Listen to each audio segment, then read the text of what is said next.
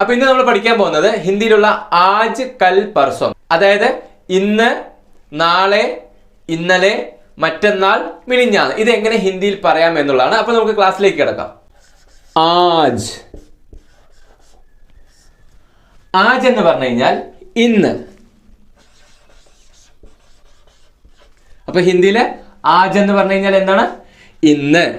അപ്പൊ ഒരു എക്സാമ്പിൾ പറയുകയാണെങ്കിൽ ആജ് मैं वहां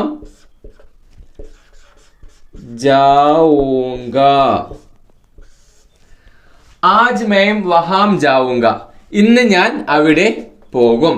അപ്പൊ ആജ് എന്ന് പറഞ്ഞു കഴിഞ്ഞാൽ ഇന്ന്, मैं ഞാൻ, വഹാം അവിടെ, ജാവുങ്ക പോകും. അപ്പോ ആജ് എന്ന് പറഞ്ഞു കഴിഞ്ഞാൽ ഇന്ന്, ആജ് मैं वहां जाऊंगा, ഇന്ന് ഞാൻ അവിടെ പോകും. അപ്പൊ ഹിന്ദിയിൽ ആജ് എന്ന് പറഞ്ഞു കഴിഞ്ഞാൽ എന്താണ്? ഇന്ന്. അപ്പൊ ഇന്ന് എന്നുള്ളതിന് ഹിന്ദിയിൽ എങ്ങനെ പറയാ? ആജ്. കൽ, കൽ എന്ന് ഹിന്ദിയിൽ പറഞ്ഞാൽ എന്താ? കൽ എന്ന് പറഞ്ഞു കഴിഞ്ഞാൽ നാളെ, നാളെ. അപ്പൊ നാളെ എന്ന് ഹിന്ദിയിൽ പറയാൻ കൽ എന്നാണ് ഉപയോഗിക്കുക. പക്ഷെ ഹിന്ദിയിൽ കല്ലെന്ന് പറഞ്ഞു കഴിഞ്ഞാൽ നാളെ എന്ന് മാത്രമാണോ അർത്ഥം? അല്ല. ഇന്നലെ എന്ന് പറയാനും, ഇന്നലെ എന്ന് പറയാനും ഹിന്ദിയിൽ കല്ല് തന്നെയാണ് ഉപയോഗിക്കുക. അപ്പോ നാളെ എന്ന് പറയാനും കല്ല് തന്നെയാണ്, ഇന്നലെ എന്ന് പറയാനും ഹിന്ദിയിൽ കല്ല് തന്നെയാണ് ഉപയോഗിക്കുക. അപ്പോൾ ആ സെന്റൻസിന്റെ രൂപം നോക്കിയിട്ടാണ് കല്ല് എന്നുള്ളതിന്റെ അർത്ഥം ഇന്നലെ എന്നാണോ നാളെ എന്നാണോ എന്ന് നമ്മൾ മനസ്സിലാക്കേണ്ടത്. പാസ്റ്റ് ഫോമിൽ വരുന്ന കല്ല് എന്ന് പറയുന്നത് ഇന്നലെ എന്ന അർത്ഥത്തിലായിരിക്കും. എന്നാൽ ഫ്യൂച്ചർ ഫോമിൽ വരുന്ന അല്ലെങ്കിൽ ഫ്യൂച്ചർ ടെൻസിൽ വരുന്ന കൽ എന്ന് പറയുന്നത് എന്തായിരിക്കും? നാളെ എന്നുള്ള അർത്ഥത്തിലായിരിക്കും. അപ്പൊ കല്ലിൽ നമുക്കൊരു എക്സാമ്പിൾ എഴുതി നോക്കാം. കൽ मैं वहां गया था. कल मैं वहां गया था. കൽ मैं वहां गया था എന്ന് പറഞ്ഞു കഴിഞ്ഞാൽ ഇന്നലെ ഞാൻ അവിടെ പോയി എന്നാണ്. ഓക്കെ, അപ്പൊ ഒന്നും കൂടെ എഴുതാം. कल मैं वहां जाऊंगा. कल मैं वहां जाऊंगा. അപ്പോ കൽ मैं वहां गया था എന്ന് പറയുമ്പോൾ തന്നെ നമുക്ക് കേട്ടാൽ മനസ്സിലാവും ഗയാ ഥ ആണ്, പോയിട്ടുണ്ടായിരുന്നു എന്നാണ്. അപ്പൊ അതിലുള്ള കല്ല് എന്തായിരിക്കും? ഇന്നലെ എന്നുള്ള അർത്ഥത്തിലാണ്. അതുപോലെ തന്നെ കൽ मैं वहां जाऊंगा, ജാവുങ്ക എന്ന് പറയുമ്പോൾ അതിനർത്ഥം എന്താ? പോകും എന്നാണ്. അപ്പൊ പോകും എന്നായതുകൊണ്ട് തന്നെ അതൊരിക്കലും കൽ ഇന്നലെ എന്ന അർത്ഥത്തിൽ വരില്ല. പോകും എന്നുള്ളത് നാളെ എന്നുള്ള അർത്ഥത്തിലാണ് വരിക. അപ്പൊ ഈ കല്ലിന്റെ അർത്ഥം എന്താണ്? നാളെ. ഈ കല്ലിന്റെ അർത്ഥം എന്താണ്? ഇന്നലെ. അപ്പോ കൽ मैं वहां गया था, ഇന്നലെ ഞാൻ അവിടെ പോയി. കൽ मैं वहां जाऊंगा, നാളെ ഞാൻ അവിടെ പോകും. അപ്പോ ഇത് രണ്ടും തമ്മിലുള്ള വ്യത്യാസം മനസ്സിലായല്ലോ. അപ്പൊ കൽ എന്ന ഒരു വാക്കിന് ഹിന്ദിയിൽ രണ്ട് അർത്ഥങ്ങളുണ്ട് എന്നുള്ളത് ഇപ്പൊ ക്ലിയർ ആയല്ലോ. അപ്പോ കൽ मैं वहां गया था, കൽ मैं वहां जाऊंगा. ജാവുങ്ക ആണെങ്കിൽ കല്ല് എന്തായിരിക്കും? നാളെ. ഗയാ ഥ ആണെങ്കിൽ കല്ല് എന്തായിരിക്കും? ഇന്നലെ.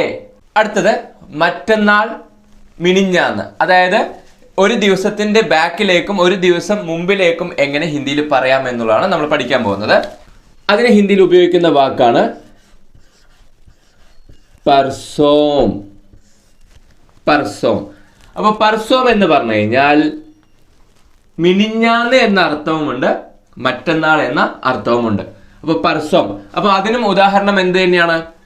നമ്മൾ നേരത്തെ കല്ലിൽ പറഞ്ഞ പോലെ സെന്റൻസിന്റെ പാസ്റ്റും ഫ്യൂച്ചറും നോക്കിയാണ് അത് ഏത് സെന്റൻസ് ആണ് അല്ലെങ്കിൽ ആ പർസോം എന്നുള്ളത് ഏത് അർത്ഥമാണ് എന്നുള്ളത് നമ്മൾ മനസ്സിലാക്കേണ്ടത്.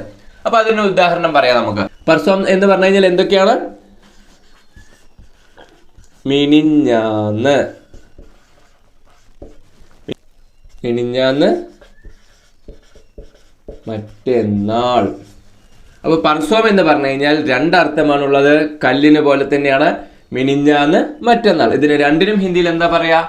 പർസോം എന്ന് തന്നെയാണ് പറയാം. അപ്പൊ ഒരു ഉദാഹരണം പറയാം. പർസോം मैं वहां गया था. परसों में वहां गया था ആണ്. ഗയാ ഥ എന്ന് പറഞ്ഞു കഴിഞ്ഞാൽ എന്താ? പോയിട്ടുണ്ടായിരുന്നു, പോയി എന്നാണ്. വഹാം ഗയാ ഥ അവിടെ പോയിട്ടുണ്ടായിരുന്നു, അവിടെ പോയി. അപ്പൊ അതിൽ വരുന്ന പർസോം എന്തായിരിക്കും? മിനിഞ്ഞാന്ന് എന്ന അർത്ഥമാണെന്ന് നമ്മൾ മനസ്സിലാക്കണം. കാരണം അവിടെ പോയി എന്നാണ് പറയുന്നത്. അവിടെ പോയി എന്ന് പറയുമ്പോൾ പർസോം ഒരിക്കലും മറ്റന്നാൾ ആവില്ലല്ലോ. അപ്പൊ അത് നമ്മൾ മനസ്സിലാക്കേണ്ടത് മിനിഞ്ഞാന്ന് എന്നാണ്. അപ്പൊ മിനിഞ്ഞാന്ന് ഞാൻ അവിടെ പോയി. ഇനി അപ്പൊ മറ്റന്നാൾ എന്ന് വരുമ്പോൾ എങ്ങനെയാണ് സെന്റൻസ് വരിക? परसों मैं वहां जाऊंगा. അപ്പോ മറ്റന്നാൾ ഞാൻ അവിടെ പോകും. പർസോ മേം വഹാം ജാവുങ്ക കേട്ടോ. അപ്പൊ ഈ ജാവുങ്ക എന്ന് കേട്ട് കഴിഞ്ഞാൽ നമുക്ക് മനസ്സിലാക്കണം ഇത് ഫ്യൂച്ചർ ആണ്, അതായത് പോകും എന്നാണ് പറയുന്നത്. അപ്പൊ പോകും എന്നുള്ളതിന് ഒരിക്കലും മിനിഞ്ഞാന്ന് എന്ന് വരില്ല. മനസ്സിലാവുന്നു? അപ്പൊ അതിന്റെ അർത്ഥം എന്തായിരിക്കും? മറ്റന്നാൾ എന്നാണ്. അപ്പൊ ഇതാണ് ഇതിലുള്ള വ്യത്യാസം. അപ്പൊ പർസോം എന്ന് പറയുന്നതില് മിനിഞ്ഞാന്ന് മറ്റന്നാൾ എന്ന രണ്ടർത്ഥവും ഉണ്ട്. പക്ഷെ സെന്റൻസിന്റെ പൂർണ്ണ രൂപം നോക്കിയാൽ നമുക്കറിയാം ഈ പർസോം എന്നുള്ളത് മിനിഞ്ഞാന്നാണോ മറ്റന്നാളാണോ എന്ന് നമുക്ക് സെന്റൻസിന്റെ പൂർണ്ണ രൂപം കണ്ടാൽ മനസ്സിലാവും. അപ്പൊ വഹാം ഗയാഥ ജാവുങ്ക, വഹാം ഗയാഥ പോയിരുന്നു, അപ്പൊ പോയിട്ടുണ്ടായിരുന്നു, പർസോം. ജാവുങ്ക പോകും, അപ്പോ പർസോം ഏതാ? മറ്റന്നാളാണ്. ഇവിടെ ഏതാ? മിനിഞ്ഞാന്നാണ്. അപ്പൊ ഇതാണ് പർസോമില് വരുന്ന രണ്ട് വ്യത്യാസങ്ങൾ.